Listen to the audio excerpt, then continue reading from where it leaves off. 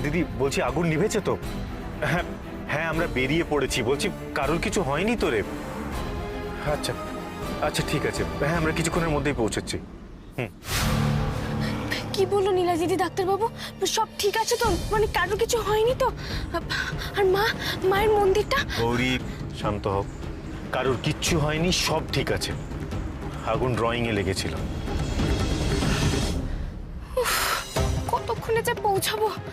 নিজের চোখে সব ঠিক আছে না দেখলে আমার শান্তি হচ্ছে না। গৌরী, আমরা কিন্তু ওই বাড়িতে থাকতে যাচ্ছি না। আমরা জাস্ট গিয়ে দেখবো যে কি হয়েছে। তোমার সাথে ওই বাড়িতে যা হয়েছে, তারপর ওই বাড়িতে আমার পক্ষে থাকা সম্ভব না।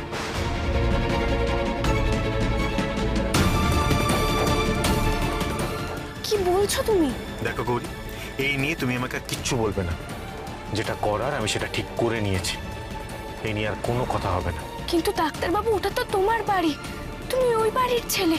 এভাবে বাড়ি থেকে বেরিয়ে আসা কি ঠিক হবে? যেটা ঠিক আমি সেটাই করছি গৌরী। ওই বাড়ির একজন ছেলে হিসেবে, একজন সদস্য হিসেবে আমার যা কর্তব্য আমি সবটা করব। কিন্তু তোমার স্বামী হিসেবে আমার তোমার প্রতিও কিছু কর্তব্য আছে। তাই এই টাইমে ওই বাড়ির জন্য যা যা করার আমি সব করব। কিন্তু ওই বাড়িতে থাকবো না গৌরী, কারণ ওই বাড়িতে থাকা আমার পক্ষে আর সম্ভব নয়।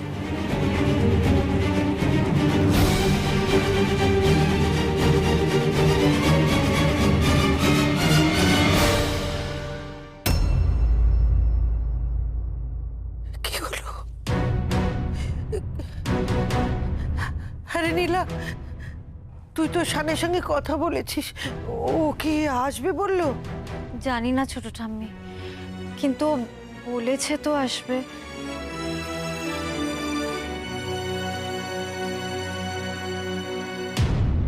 দুপুরবেলা রান্না কি করব? 3 দিন ধরে বাজার হয়নি, হাঁড়িতে এক ফোঁটা চালও নেই। ধুর, এভাবে কাজ করা যায় নাকি? সবাই খাবে কি? এমন অবস্থা কোনো গেরস্ত বাড়ি দেখিনি বাপু। এই চুপ কর তো, সবসময় বেশি কথা।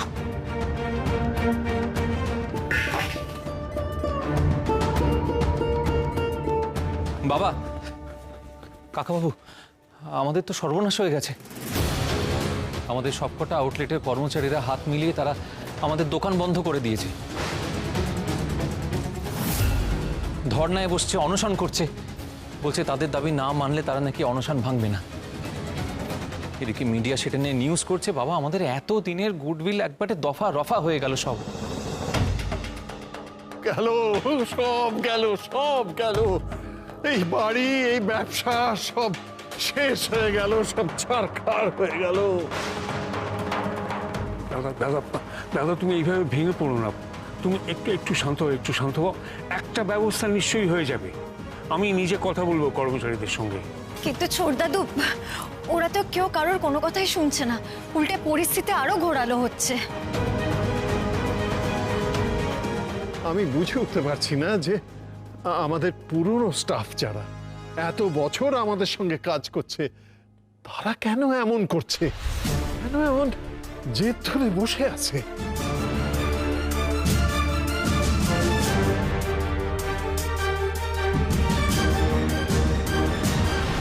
বাবু, কি ব্যাপার? তুমি এখানে কেন? গত মাস থেকে মাইনে বাকি পড়ে আছে, আমাকেও তো সংসার চালাতে হয় বলুন। আর এখানে থেকেই বা কি করবো বলুন? এমনিতেই তো বাগানের সব গাছ শুকিয়ে গেছে।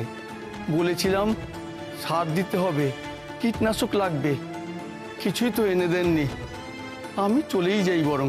হ্যাঁ, যাও যাও যাও, এখন বাগান টাগান নিয়ে ভাবার সময় নেই আমাদের। মাইনেটা দিয়ে দিন, আমি চলেই যাচ্ছি। তুমি তোমার মাইনে পেয়ে যাবে, পরে এসো। আজও তো মন্দিরের দরজা বন্ধ, তাহলে কি আমি চলে যাব? হ্যাঁ, আজকে জানাবো।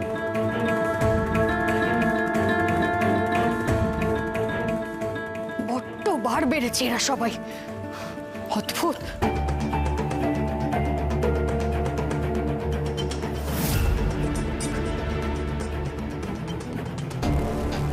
কি অবস্থা হয়েছে বাড়ির? হ্যাঁ রে, তোরা সবাই ঠিক আছিস তো? কারোর সেরকম কোনো ক্ষতি হয়নি তো? তুই হঠাৎ এ বাড়িতে? তুই তো অনেক বড় মুখ করে বউ আর ছেলেকে নিয়ে এই বাড়ি থেকে চলে গেছিলিস, ফিরে এসছিস কি করতে? আমি এই বাড়িতে থাকতে আসিনি। নীলা আমাকে বললো যে এই বাড়িতে আগুন লেগেছে, তাই তোদের খোঁজ নিতে এলাম। ভুলে যাস না আমি ওই বাড়ির ছেলে। তোরা তোরা ফিরে আয় বাবা। তোরা চলে গেছিস বলে দেখ এবারই প্রাণ চলে গেছে। আর কত আঘাত, কত সহ্য করবে এই বাড়িটা, আর কত। এই বাড়িতে যা অন্যায় হয়েছে, যা অনাচার হয়েছে, তার ফল তো সবাই পাবেই।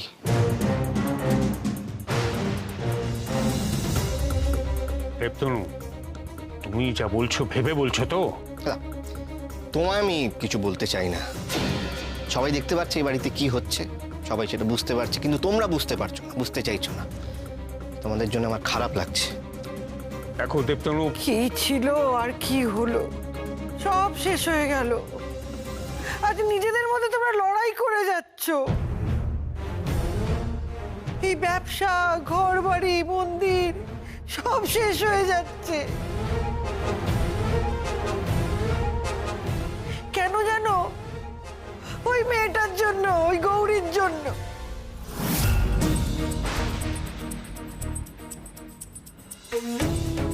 যবে থেকে ওই মেয়েটাই বাড়ি ছেড়ে চলে গেছে, তবে থেকে এই বাড়ির এই হাল হয়েছে।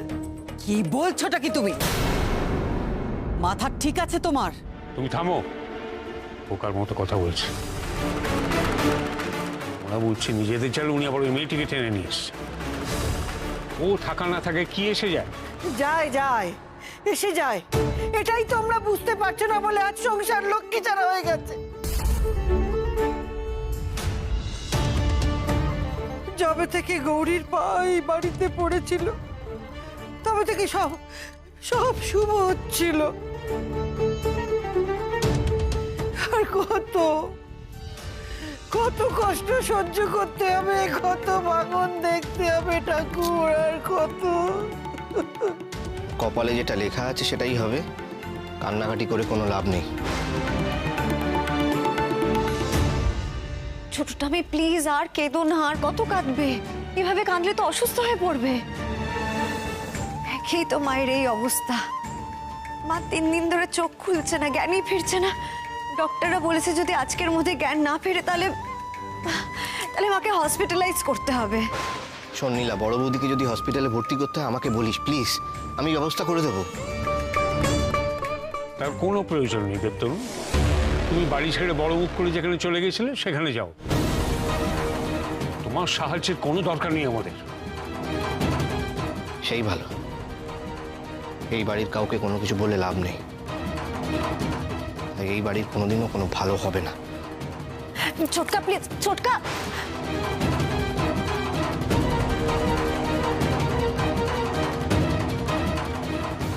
তোমরা চোখ থাকতে সবাই অন্ধ হয়ে গেছো, কিছুতেই সত্যিটাকে মেনে নিতে পারছো না।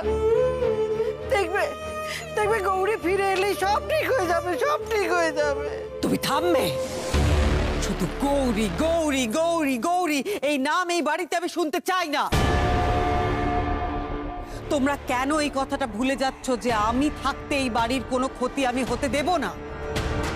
হ্যাঁ, সাময়িক একটা দুঃসময়ের মধ্যে দিয়ে আমরা হয়তো সবাই যাচ্ছি, কিন্তু আমাকে একটু সময় দাও তোমরা। আমি কথা দিচ্ছি আমি সব কিছু ঠিক করে দেব, সব। বাবা, তুমি এসো আমার সঙ্গে। হ্যাঁ,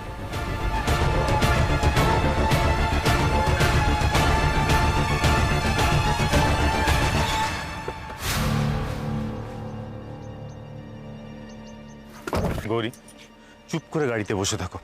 আমি ভেতরে গিয়ে দেখে আসছি সিচুয়েশন কেমন, সবার সাথে কথা বলেই আমি চলে আসবো। আর তারপর তোমাকে নিয়ে আমি অন্য কোথাও যাব। কিন্তু খবরদার বলে দিলাম গৌরী, একদম ভেতরে আসার চেষ্টা করবে না, বুঝতে পেরেছো? ডাক্তারবাবু,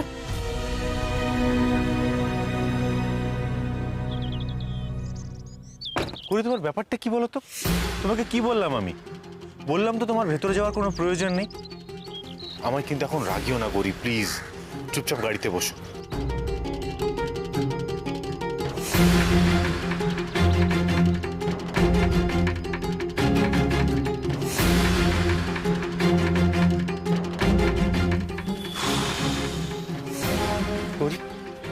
ইয়ার্কি মারার সময়? না ডাক্তারবাবু, আমি তোমার সাথে কোনো রকম ইয়ার্কি মারছি না, বরং তুমি আমার কথাটা বুঝতে পারছো না। তুমি যেখানে যাবে আমিও তোমার পিছন পিছন সেখানেই যাব। এই কদিনে আমরা কি বুঝেছি? হ্যাঁ, তুমি যেখানে আমিও সেখানে, আমরা কখনোই আলাদা হতে পারবো না। গৌরী, এখানে আলাদা হওয়ার কথাটা উঠছে কোথা থেকে? তুমি চুপচাপ গাড়িতে বসে থাকবে, আমি ভেতরে গিয়ে দেখবো ঠিক কি হয়েছে, তারপর ওখান থেকে ফিরে আমি তো তোমার সাথেই যাব। এখানে আলাদা হওয়ার কথাটা আসছে কোথা থেকে? না ডাক্তারবাবু, সেটা হয় না। তুমি এ বাড়ির ছেলে, তোমার স্থান এখানে, আর আমার স্থানও এখানেই। গৌরী, তুমি না এবার অকারণে জেদ করছো। তুমি নিজেই বলেছো এই বাড়িতে তোমার সাথে কি হয়েছে। কিছুদিন আগে তোমাকে ওই ধূর্যটি আবার আশ্রমে পাঠানো হচ্ছিল, যেখানে নাকি ভার্গবীকে নিয়ে যাওয়া হয়েছে শাস্তি দেওয়ার জন্য। গৌরী, এসব বিশ্বাস করতে না আমার রীতিমতো কষ্ট হচ্ছে, কিন্তু তুমি তো এগুলো অকারণে বলার মেয়ে নও। তার মানে এগুলো নিশ্চয়ই ঘটেছে। আর এইসব জানার পর আমি তোমাকে কিভাবে ওই বাড়িতে নিয়ে যাই সেটা আমাকে বলতে পারবে? গৌরী, ঘোষাল বাড়িতে তুমি সেফ নও। ডাক্তারবাবু, তুমি যেখানে আছো সেখানে আমার কি করে ক্ষতি হতে পারে?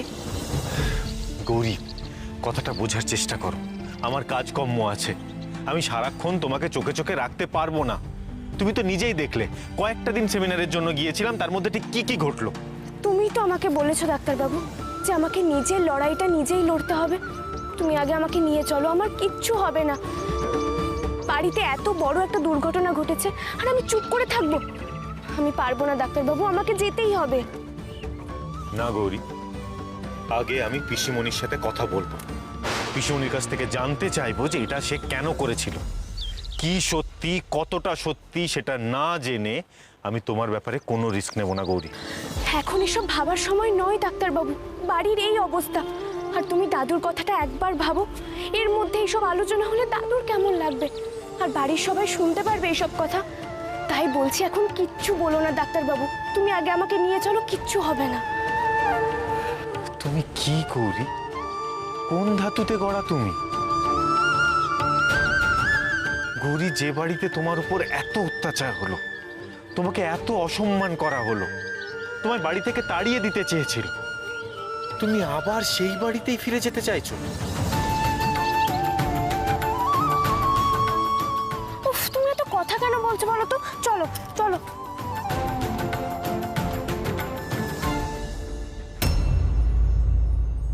এই সংকট থেকে বেরোনোর একটাই উপায় আছে শৈল, ঘোমটাকালী মন্দিরে আবার পুজো শুরু করা।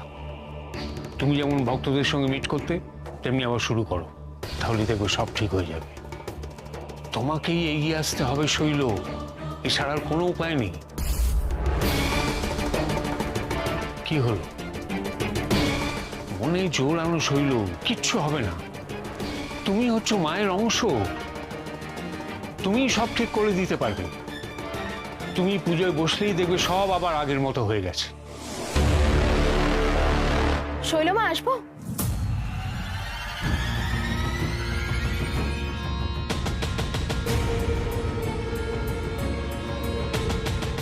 কিছু টাকার দরকার, পুজোর জিনিস কিনতে হবে, সব ফুরিয়ে গেছে। দাও শৈল, প্রণামীর বাক্স থেকে টাকা দিয়ে দাও। প্রণামীর বাক্স থেকে টাকা বার করবো, তাই তো? দেখো বাবা, দেখো তুমি,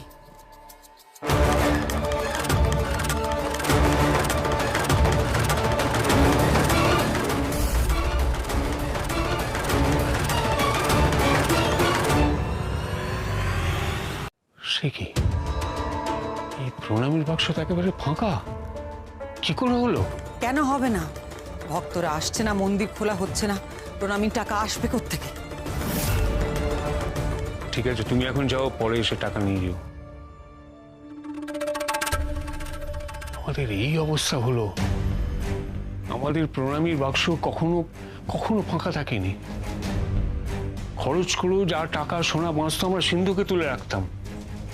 প্রণামীর বাক্স তো ফাঁকা, এবার মনে হচ্ছে সিন্ধুকে খুলতে হবে। হায় রে, যে সিন্ধু খোলা হতো টাকা রাখার জন্য, সেটা এখন টাকা বার করার জন্য খুলতে হচ্ছে। ওই বড় সিন্দুকটা খোলা হবে বুঝি আজ? আমার না সেই কবে কার শখ, ওর ভেতরে কি আছে আমি দেখবো। থামো তুমি, দেখার খুব শখ হয়েছে না তোমার? খুব আহ্লাদ হয়েছে তোমার? সব হয়েছে তোমার জন্য মাধুরী, তোমার জন্য। আমি আমি কি করলাম শৈলমা? সেটা বোঝার মতো বোধ বুদ্ধি তোমার নেই। সব তো তোমাদের জন্যই হয়েছে। ওদের ওদের পুষে রেখেছি আমরা, সেই জন্য আজ আমাদের এই দশা হয়েছে বাবা। আমার কি দোষ? আমি তো তোমার সব থেকে বড় দোষ কি জানো মাধুরী? কোথায় কখন কি বলতে হয় সেই জ্ঞান তোমার নেই। সব সময় শৈলমা বিনা কারণে আমার ওপর মেজাজ দেখান। দূর, আমারই হয়েছে যত জ্বালা। কিন্তু বাবা, সত্যি তো সবকিছু হাতের বাইরে চলে যাচ্ছে। দেখতে দেখতে কোন দিন সিন্দুকটাই না ফাঁকা হয়ে যায়। হ্যাঁ, তা তো হবেই। কলসির জল গড়িয়ে খেতে খেতে একদিন তো শেষ হবেই। কিন্তু আমি তা হতে দেবো না। তোমাকে আমি বলেছিলাম শৈলজীর রাস আলগা করো না। মন্দিরে না যাওয়ার ফল দেখছো তো এখন কি হচ্ছে। এখন বাঁচার একটাই উপায়, তোমায় আবার স্বমহিমায় ফিরতে হবে শৈল। ঠিকই বলছো তুমি বাবা, মন্দিরে আমাকে ফিরতেই হবে। তুমি চিন্তা করো না বাবা, আমি শিষ্যদের বলে দিচ্ছি আজই সমস্ত পুজোর প্রস্তুতি নিতে। সমস্ত ভক্তদের আমি খবর দিতে বলছি, সবকিছু আবার আগের অবস্থায় ফেরা না পর্যন্ত আমার শান্তি নেই। হ্যাঁ, আগের অবস্থায় ফিরতেই হবে। কপালে শনি নাচছে।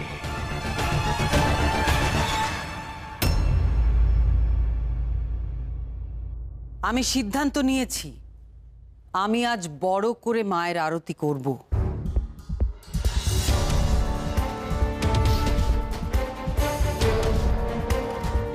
এরপর সব কিছু ধীরে ধীরে ঠিক হয়ে যাবে, তোমরা দেখে নি।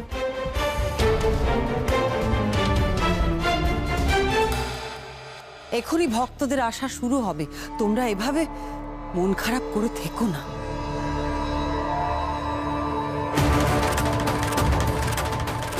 দুর্দিন কেটে গেছে, এবার সুদিন এলো বলে।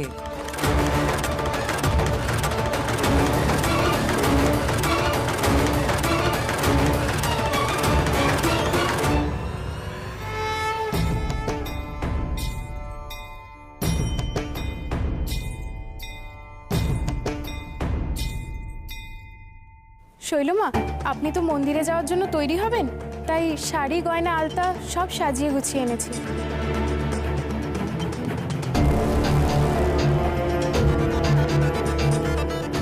ভালো করেছো, কিন্তু তার আগে বলো কজন ভক্ত এসেছে?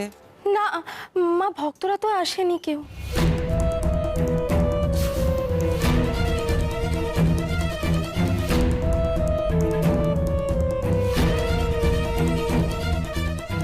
কি বলছো কি আজে বাজে কথা?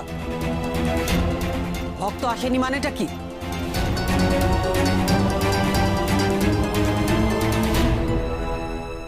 মানে কেন আসবে না কেন ভক্তরা?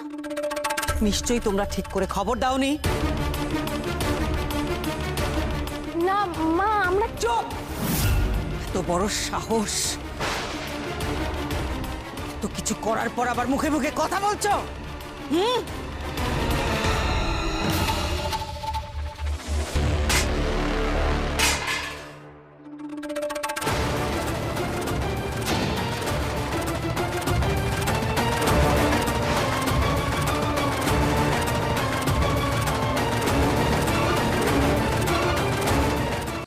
মায়ের মন্দির থেকে ভক্তরা পর্যন্ত মুখ ফিরিয়ে নিয়েছে।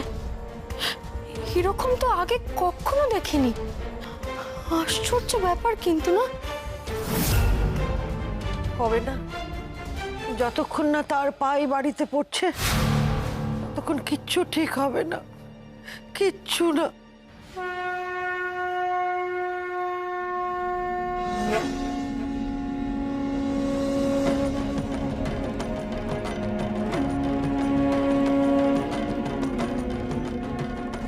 কি ঘরের মধ্যে ঝড় উঠলো কি করে?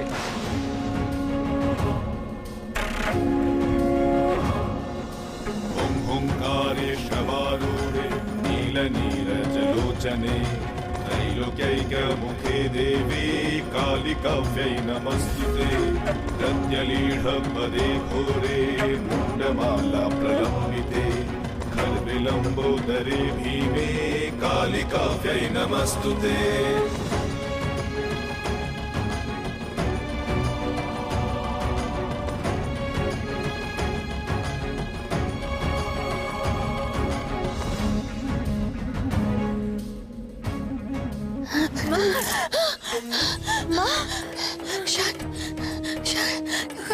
নীলা নীলা শান এসছে নীলা একবার গিয়ে দেখ শান এসছে আমি ঠিক জানি শান এসছে নীলা মা মা তোমার জ্ঞান ফিরেছে মা।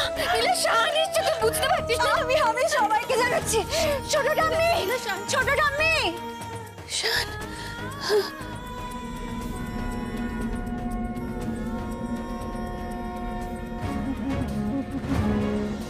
नव यौवन संपन्ने गजकुम्भपमस्तनि मागेश्वरि शिवे शान्ते कालिकाव्यै नमस्तुते मूलजिह्वे हरोलोके नेत्रत्रय विभूषिते घोरहश्वत्करे देवी कालिकाव्यै नमस्तुते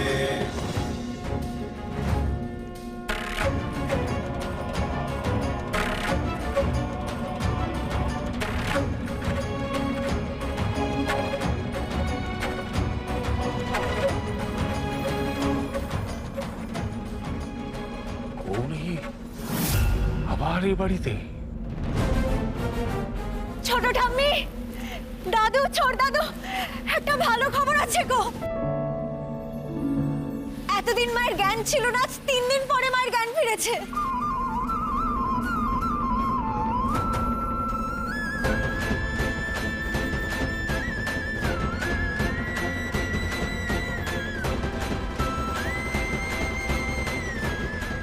ভাই, গৌরী,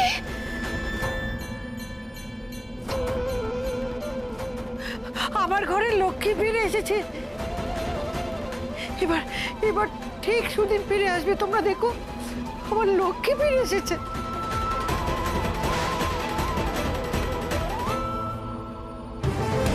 काली महाकाली पाप हरण कालिके परमार्थ मोक्ष दे देवी नमोस्तुते ओम काली